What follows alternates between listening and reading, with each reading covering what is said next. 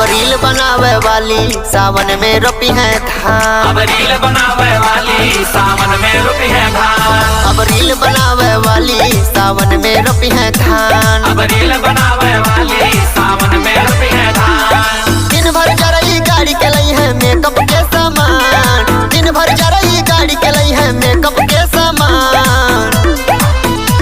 हाई video बनावे वाली सावन में रोपी है धान। अब रील बनावे वाली सावन में रोपी है धान।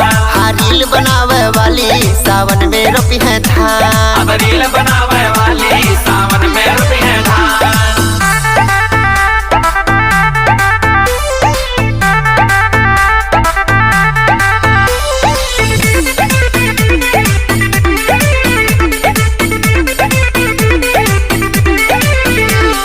लगा के फिल्टर इंस्टा पे चेहरा खूब चमकावेली।